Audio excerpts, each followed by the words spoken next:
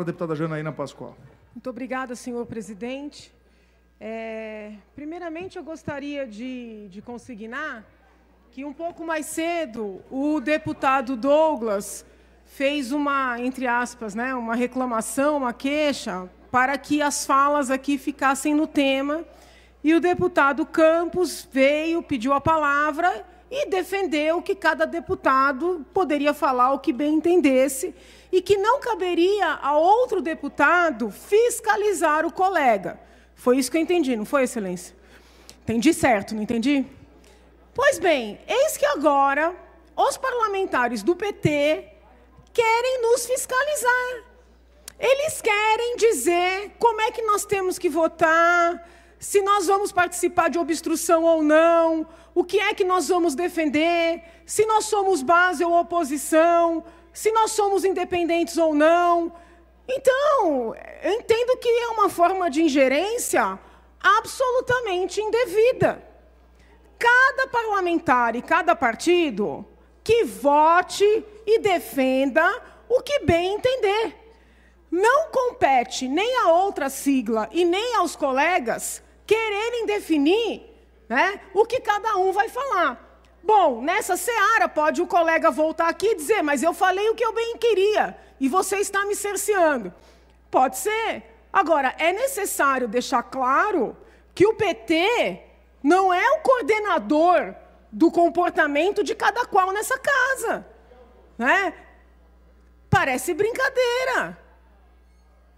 Então, assim, respeitosamente, se nós vamos votar sim ou não, se nós vamos decidir fechar a questão, se o nosso líder vai determinar como fazer ou não, é um problema da sigla.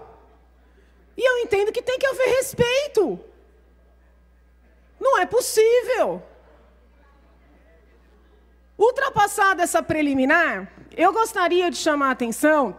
Primeiro, eu parabenizo os colegas que estão trabalhando há dias para aprimorar o projeto, né? Eu tenho acompanhado o esforço que os colegas estão fazendo e acho isso digno de nota. E eu gostaria, para colaborar, de chamar a atenção para alguns pontos. Eu entendo que a matéria é importante, mas ainda acho que o texto... Vossa Excelência quer uma parte? Uma parte. Faz favor. Deputada Janaína, deixando de lado todas as nossas divergências, eu quero dizer que o senhor tem razão. Obrigada. Toda a razão. Nenhum partido pode tentar interferir em outro partido.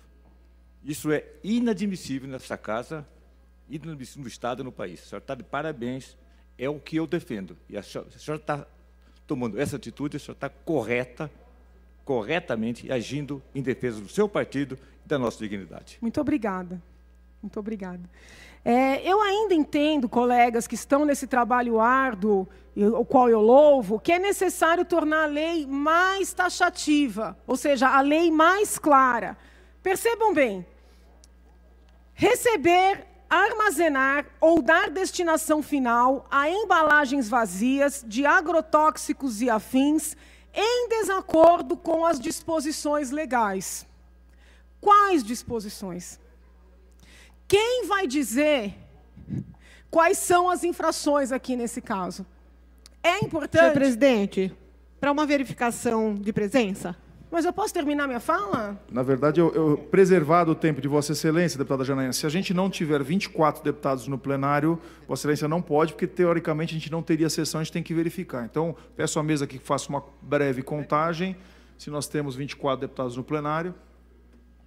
Preservado o tempo da deputada Janaína.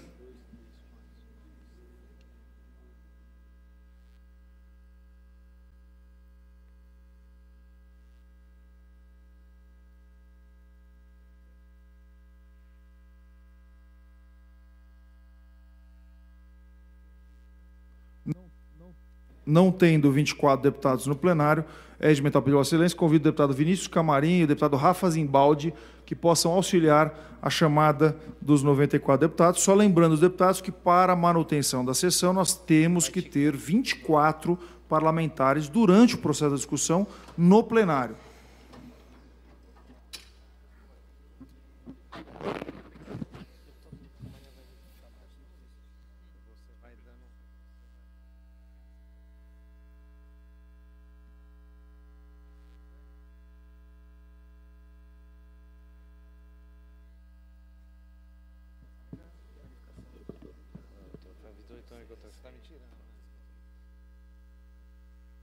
Senhor presidente, primeira verificação de presença requerida pela nobre deputada Márcia Lia. Deputado Adalberto Freitas. Deputada Adriana Borgo. Deputado Agente Federal Danilo Balas. Presente, nobre deputado federal Danilo Balas. Deputado Alex de Madureira. Deputado Alexandre Pereira. Deputado Altair Moraes. Presidente, constatamos quórum. Constatado o quórum regimental, devolvo a palavra à deputada Janaína. Muito obrigada, excelência. Pois bem, vejam, eu tenho uma preocupação com a taxatividade da lei, talvez em função de ser da área penal. Entretanto, hoje a doutrina já trabalha com a ideia do direito administrativo sancionador, que comunga com o direito penal, né, divide com o direito penal alguns princípios. Dentre esses princípios, a taxatividade. Então, por exemplo, quando a gente analisa a lei dos crimes ambientais ou das infrações ambientais, uma das críticas que mais se repete é a seguinte: muita referência à autoridade competente. Né? Então, assim, fazer qualquer coisa em desacordo com a autoridade competente. Entretanto, ninguém sabe dizer com clareza qual é a autoridade competente, o que possibilita lavratura de auto de infração pelas mais diversas autoridades nas mais diversas esferas. Então, aqui nós não estamos falando de autoridade competente, mas estamos falando em desacordo com as disposições legais. Em desacordo com as disposições legais, abre margem para a pessoa que está produzindo, que está trabalhando, ter que olhar as muitas normas municipais, as muitas normas estaduais, as muitas normas federais. E não raras vezes, essas muitas normas são incompatíveis entre si. Isso faz com que o cidadão esteja sempre numa situação de ilicitude, sempre passível de ser autuado, de ser penalizado. Então, é necessário, eu tomo a liberdade de sugerir aos colegas que estão nessa comissão, fechar esse dispositivo. Quais são as disposições legais? Ou se faz referência expressa aos artigos de lei, ou, se não houver, porque às vezes o legislador não sabe quais são. Desculpa falar dessa forma. E, na dúvida, deixa uma situação genérica. E isso aqui, colegas, com todo respeito, é porta aberta para a corrupção. Então, nós não podemos trabalhar de forma a deixar porta aberta para a corrupção. Por óbvio, nós queremos cuidar da saúde, cuidar do meio ambiente, mas com normas claras e objetivas. Na mesma linha, nós temos um artigo no final da lei que diz o seguinte, número 8, insira-se onde couber o seguinte artigo. A Secretaria de Agricultura e Abastecimento deverá elaborar relatório semestral sobre a aplicação da presente lei, encaminhando para a Assembleia Legislativa, que dará conhecimento às suas comissões. Como é que a gente publica uma lei, aprova uma lei, que diz, insira-se onde couber o presente artigo? Faz parte do nosso trabalho tentar zelar pela sistematicidade da legislação. Então, por mais importante que seja a matéria, nós não podemos aprovar uma lei com essa característica. Uma outra questão que eu acho que seria interessante a comissão, se puder discutir, é essa ideia, que eu sei que politicamente é correta, mas de instituir um comitê consultivo, coordenado por representantes das secretarias e assim por diante. O que nós temos nesse país são conselhos e comitês inoperantes, e comissões inoperantes. Então, toda vez que se cria uma comissão, um comitê, um conselho, desculpem, né, eu posso estar sendo dura demais, radical demais, exagerada, já é sabendo que não vai acontecer nada. Então, talvez seja melhor fazer uma lei mais enxuta, mais objetiva e mais efetiva. Porque quando a gente fala, vamos fazer um comitê, é meio que para passar a nossa responsabilidade. Serão feitos relatórios. Eu pergunto, quem é que vai ler esses relatórios? Ninguém. Então, por que a gente vai criar uma lei que já começa errada? Então, eu gostaria de dizer para os colegas que não é que eu estou contrária a disciplinar esta matéria, que é uma matéria de primeira importância. Mas vamos enxugar ainda mais, tornar essa lei clara para que ela seja efetiva. Porque senão a gente vai deixar as pessoas que querem produzir, né, numa situação de insegurança, passíveis de serem autuados por várias autoridades ao mesmo tempo. Então, eu acho que esse tem que ser um compromisso da Assembleia, fazer leis, eventualmente, até duras. Não é que não pode ter sanção, mas que o que é proibido fique claro e a resposta para quem descumpre a norma também seja objetiva. A pessoa sabe o que está proibido e sabe ao que ela está sujeita. Só assim uma lei funciona e só assim a gente protege a sociedade de corrupção. Com relação ao PL1, hoje eu achei que foi bem produtiva a conversa durante o Colégio de Líderes. Eu não sou líder da bancada, mas eu fiz questão de acompanhar. E me parece que ainda é necessário o governo tentar traçar um caminho para cada uma das empresas. Talvez não seja necessário fazer tantos projetos conforme o número das empresas, mas os próprios presidentes das instituições que nos visitaram hoje e tiveram a boa vontade, né, de fazer as suas apresentações, eles deixaram claro que eles não sabem qual será o futuro de cada empresa.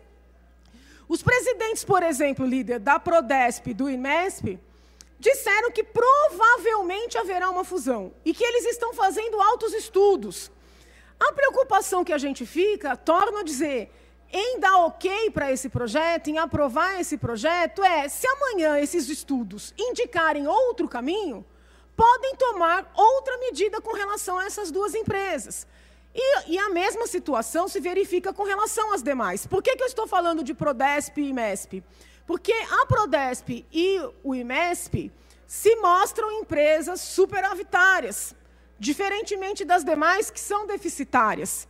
Então, nós temos que levar essas questões em consideração para aprovar, né, um programa, um pacote de desestatização, com o qual eu concordo, mas de maneira responsável e de forma que nós possamos cobrar resultados. Porque da maneira como os presidentes fizeram as suas apresentações, nós não sabemos o que ocorrerá com as empresas, nós não sabemos o que será feito do dinheiro, nós não sabemos, e aqui eu acho que é muito importante, quem prestará os serviços. Depois, quando entraram os representantes dos funcionários, eu pude conversar, ao final, com aquele que veio representar os funcionários da Prodesp. E ele chamou a atenção para um ponto que eu confesso, até este momento, eu não tinha atentado para ele. A Prodesp gerencia todo o trabalho do poupa-tempo. O poupa-tempo é um dos maiores orgulhos do nosso Estado. Então, vejam, não é que nós seremos irresponsáveis de dizer somos contra por sermos contra, mas nós queremos saber como é que ficará a gestão do poupa-tempo. Porque nós não podemos perder um serviço, um conjunto de serviços que é modelo para o país e, ouso dizer, é modelo para o mundo. Porque poucos são os países que têm estruturas tão organizadas para tantos serviços diversos em tão pouco tempo como é o poupa-tempo. Então, essas questões não significam estar contra, estar a favor, ser base, ser oposição, significam apenas querer o bem do nosso Estado. Não acho que houve má fé na maneira de elaborar o projeto, mas talvez tenha havido um assodamento, né, que acaba gerando essas inseguranças todas.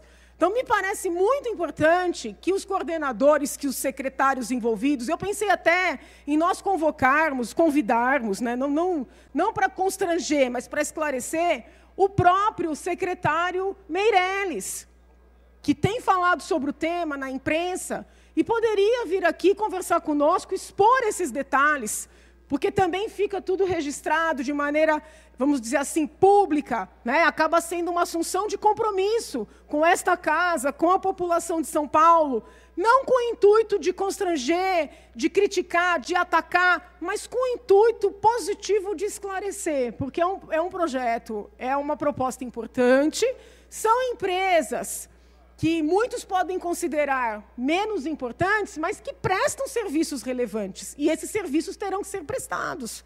Então, esse detalhamento ele é necessário, né, para que a gente possa dar um voto de qualidade. Eu agradeço a paciência, apesar do adiantado da hora. Muito obrigada, senhor presidente. Pela ordem.